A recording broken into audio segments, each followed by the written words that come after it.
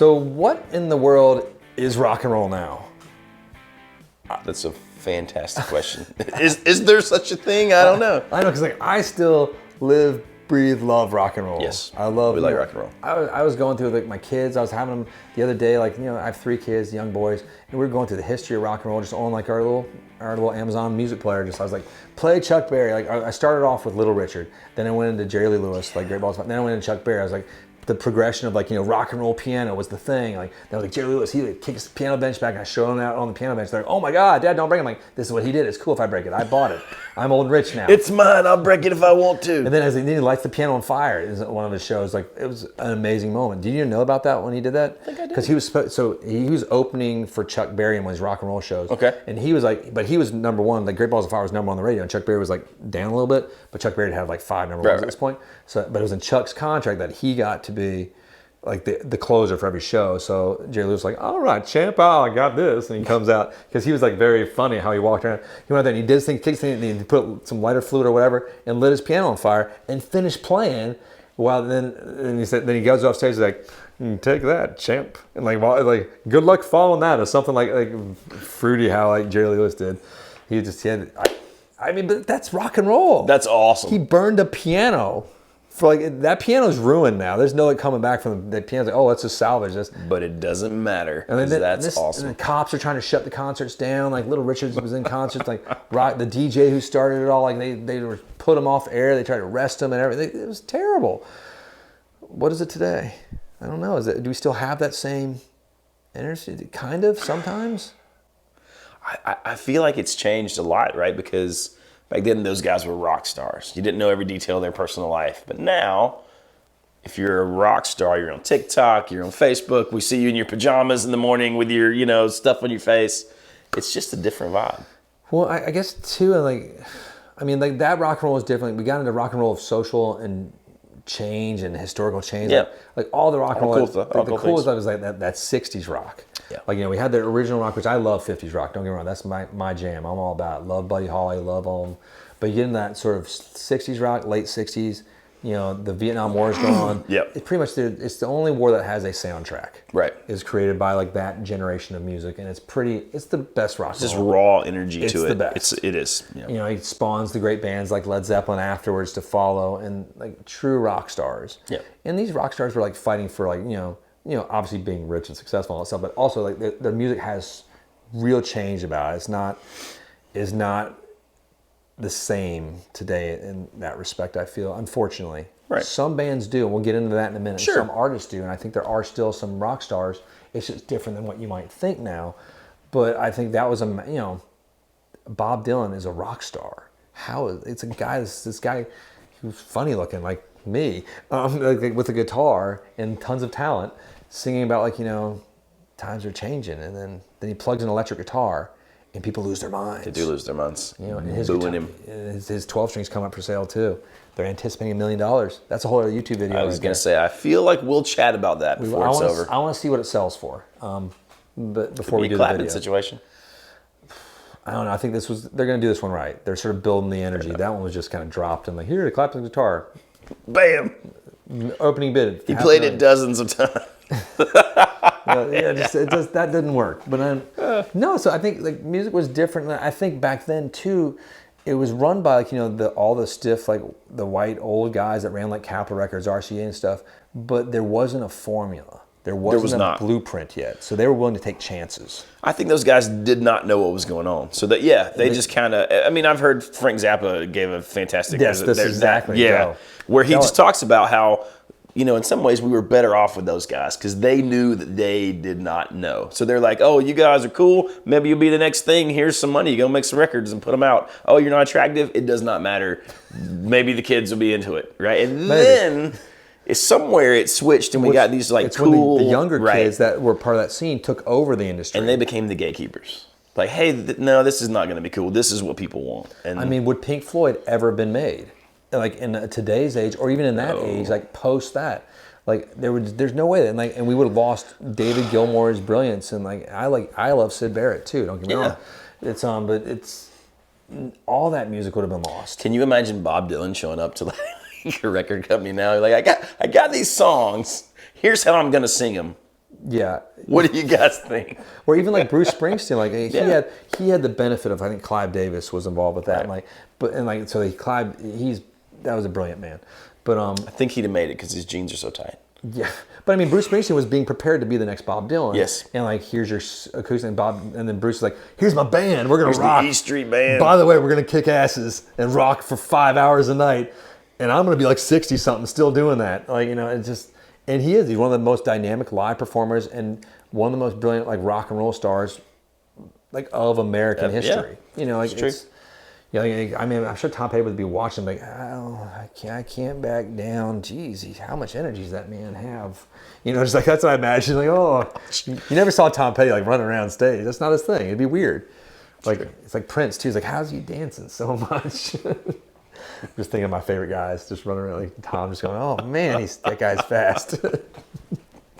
Really, I saw Bruce Springsteen once. Like when I was I saw him 3 times at the Garden in New York, in like this one run. So I went 3 nights in a row. Cause my girlfriend at the time was like a Bruce Springsteen like diehard, and I was like, whatever, I'll go see it. And I was like, oh, okay, I kind of get it.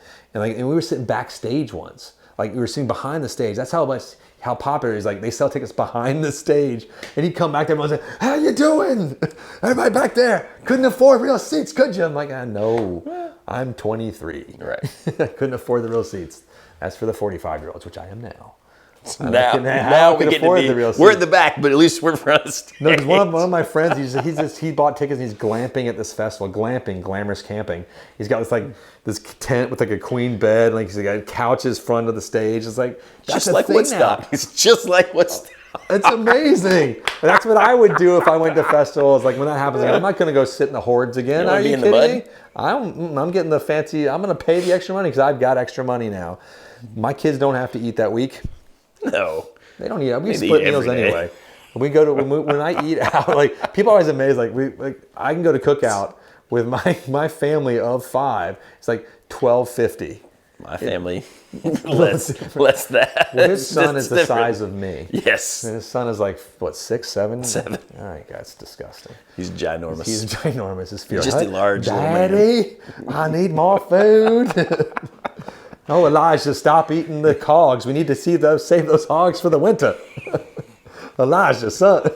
It's like, son, you cannot have a whole box of waffles for breakfast. Well, I mean, we're going to Tweetsie Railroad this weekend together too, and it's in the great state of North Carolina mountains. The mountains up there.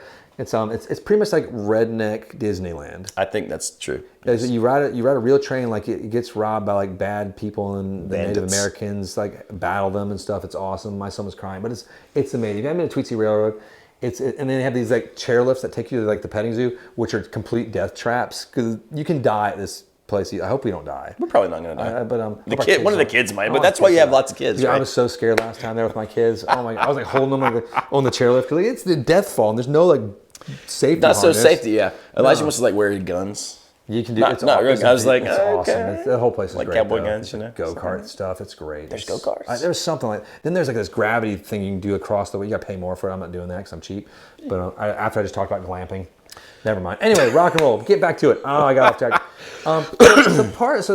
That's the history of that part. But like part of the rock and roll, like the idea of rock and roll stars, like the most important part to me is someone you don't want your daughter to go home with. Or you don't want your fella bringing back that girl. Lita Ford's not the girl you want your son to marry. Probably not. That's the girl I want to marry. I know I'm married right now, but like Lita, if you're out there, I know I'm funny looking. This is only his first wife. He's totally got plenty of time to start over. She's a great test market wife. It's wonderful. She'll be taken care of. Lita Ford, I'm okay with Lita Ford. My wife's already proved it. Lita Ford, Keira Knightley, or Natalie Portman. Any of those, I'm allowed. Those are sort of like my. That's fair. I guess I have sort of a type. I don't know. Lita Ford mixes it up a little bit, but that's okay. But I understand. Anyway, sorry. I'm having like a Keira Natalie Portman moment. That's okay. It's understandable. Okay, I'm done now. Rock and roll. That's one of the things. But like, who are the rock stars today? Like, let's go like the guy. Let's think here's what I'm gonna throw out. This is a little controversial, maybe. Post Malone. He is a rock star. He's controversial. He is. turns out he's really talented. Yeah. I would probably not have like said that or known that, you know, a couple years ago, but I've seen him do so many awesome things now. I'm just like, this dude's awesome. I think he does some really cool, unique stuff. He's got the image, he's got the vibe. He's nice too. You don't have to be a jerk. No. We'll switch to the next, Machine Gun Kelly. Nope. I think because like he's not known for being a super nice guy, but he probably is. That's part of his rep. There's that persona, right? Yeah. When you're a rock star. I mean, yeah, because like you go back to Robert Plant or something, like everyone thought he was like, did he come from the Lord of the Rings or something? Is he like an angel? Yeah. No one knew what he was. It was different back then, but today, you know, you look at Machine Gun Kelly, he was a rapper guy, like just like feuding with Eminem, and now he's like got like sort of a pop punk. That pink guitar thing. Yeah, but it looks cool. It's rock star. I love pink guitars. You know me. No, it's awesome. And he puts on a killer show. If you haven't seen Machine Gun Kelly, go to a Machine Gun Kelly show. We saw him at Epicenter here. He's one of the best shows of the entire event. There you go. He annihilated the audience. His guitar player was crushing. His band was awesome, and he's like his rapping was on. Was he playing guitar and stuff when you guys saw him? I don't think so. No, not yet. Not yet. That was pre that. But it's kind of like when the Beastie Boys like transitioned into like the whole Sabotage like phase, but then you can talk about like band. This is a tricky one too. Like this is what it's like a double-edged sword. Like Greta Van Fleet, you know, because like people are like, hey, we want to hear these old guys like the boomers and stuff like me. We're not technically boomers, but I'm gonna call us boomers anyway. Guess what? I'm a Generation X. I think I'm technically a millennial. You're a millennial. Yeah, I think you're millennial too. But no, it's like I grew up with awesome rock and roll. I got to grow up like, you know, grunge and everything, and Guns N' Roses and hair metal, and it's fantastic. But so these older guys than me will be like, man, I want real rock and roll again. So then Greta Van Fleet comes forward, and they're pretty much doing what Zeppelin did, and the Who, and sort of like that sort of. They're dressing like it, and they're sort of, it's almost like, you know, it's a presentation of that time in rock and roll. And then you'll get the same cast being like, man, they're just copying Zeppelin. They're just copying. I'm like, you guys can't have it both ways. Yeah. You know, it's like you can't. If you're complaining about rock and roll not being like it used to be, you gotta like you have to like Greta Van Fleet then. I mean, they've never even heard Zeppelin. How could they copy it? Okay, they did say that at some point, which is complete. A lot of pressure. I'm sure it's a lot of pressure. No, I mean, those guys are obviously great players. That's like they're super talented. Interpol, like a band I'm a huge fan of. Like I love Interpol, but like when they said they hadn't heard Joy Division, I'm like, bro, you sound just like Joy Division. It's like there's no questions, and if you just stop, you know. Maybe they just were inspired by the same muse, Baxter. It's okay to have heard something and like sort of emulate it. That's what I love Oasis. Hello, like they're pretty much like photocopying like parts of the Beatles and like let's just create. It's okay. I mean, and there was that whole article like the Beatles and the Who, like Pete Townsend, like the Beatles copied us and like on Revolver or no on Sgt. Pepper's or something. It was this clickbait article on like a lot of like the music websites, and then it's really not. It was talking about like concept albums back in like that time. It's like they were all talking to each other. It wasn't the internet. Like, oh yeah, we're doing a record like this. It's, you know, it's like this based on this thing. Oh, and the Beatles like, yeah, we're gonna do kind of this too. It's like cool. And then the Ringo's like, oh yeah, man, they go. I'm not doing Ringo. I can't do my Ringo accent. I couldn't do it. I'm too giggly. It's been a long morning. Like Derek's so mad at us right now. He just like left. So mad at us. You guys gotta stop talking. Yeah. So it's what's the future? Maybe is it AI created rock and roll now? Sure it is. It could be. AI, there has already been artificial intelligence has created music now. There's great platforms that it's happening. Is that what we're going to be listening to if we don't care about rock stars anymore? I mean, like, it doesn't matter. Because if people are like, oh, it's just the vibe and the frequency and blah, blah, blah, maybe, right? Because who cares? If it's sort of anonymous. Yeah, if it is, like, if it doesn't matter, if the persona doesn't matter as much, does it matter if it is a person at all? No. You know, like, that's something, like, sort of deeper, like, dive into. Like, I still think it does. Like, even though I love future thinking, and I love, like, when bands transition a la Radiohead, like, in the 90s with OK Computer. I love it when they break. Even, like, freaking the new Weezer album is totally different than any Weezer album ever. Yeah. Like, I consider that, like, a breakthrough for them. Right. And then the fact that they're still relevant is amazing. Somehow, coming from the 90s, the early 90s. Right. Unbelievable. We're not talking about having anniversaries for the album like there's some historical thing. They're still touring and they still put on a great show and they're hilarious and fun and their songs are great. I mean, Beverly Hills was freaking like 15 years ago. Which makes me feel so old. I know. I feel like that was like last year, right? Oh my Lord. And then you look at the Blue Album, it was like 92, 93. Have you heard this sweet new Weezer song? Beverly Hills. I just found it. It could have been written today, though. It could have been. It's like, it's better than most. It's like. How has that not been a TikTok thing yet? Yeah, it makes somebody on TikTok who does those things, do it. Do a Weezer Beverly Hills video. Everyone do it. It's a great song. Make that a thing. But like rock and roll, the state of it, I'm still hopeful. I see guys like Machine Gun Kelly, Post Malone, even Greg Van Fleet, like they're trying to do the historical thing with a new spin to it, but like there's lots of great rock and roll coming out. Fender is a big supporter of that too, which I love. You talked about the persona, right? Like for me, such a big part of rock and roll is seeing them do it live, in person, on stage. And so it's hard sometimes, like we talked about some of these new, acts who are sort of rock stars, who've gotten big on social media or TikTok or whatever. Some of them they're not playing live necessarily. Real quickly, what was that one band? It's the okay, got it. The Peachtree Rascals. They never played a live show, and they had hundreds of millions of like streams, downloads, YouTube views. Like if you put them all together, it's insane. Like they're good. They're right. really good, but their whole thing was like, and that's this generation too, which is not a bad thing in some ways. Like they were all about just like perfecting their craft. Sure. And like in this bubble. And I look at the COVID time that we live in too. Like there's so many kids that are entering the age of when you would be going out to shows and festivals, and they didn't get to. They missed that, yeah. And so it's still going to happen, but like there's a window. Like when you're like 15 to 20, it's like that's when your ears and your eyes and your heart and your brain is open and your soul. Well, I think I'm a little okay with some of that performance shifting to, okay, it's on YouTube or it's on TikTok. Because it doesn't take anything away from these guys if they're not out in front of, tens of people, like all of our first shows, right? That's cool. But when they do, but I'm excited. But it's still, I agree. I love the future forecasting of it all. But I want that once you can connect the live show to that band, it changes everything. I agree with that. It is. It's like the first time you see Coldplay or something. Like Yellow was cute on the radio, but oh my god, like when when you see like the Stones for the first time, not now, maybe 20 years ago, when it's like it is like. Start me up, like and you get, like some of those things, as amazing as they are, when you hear them on your CD, your record, or whatever. I saw the Allman Brothers when I was like 15. It's mind blowing. It's mind blowing. You're like, I did not get this from listening to my little stereo. Yeah. Well, I was deaf for a week too. I was I was stage front row, almost left where the speaker array was. Loud. I was in agony. And loving every second. I was with my best friend at the time, Andrew Ogden. He was the valedictorian of one of the high schools I went to. I didn't graduate from this high school. I'm not going to say because that'll be like a quiz question for a giveaway one day, I think. Because we have some giveaways coming up. Stay tuned. But no, he was a huge Dead fan. We'd go to all the shows together. He was the valedictorian, and he was the reason that high school had to start reviewing the valedictorian speeches because he got up there and was like, I smoked pot every day before I went to school. I smoked pot at school.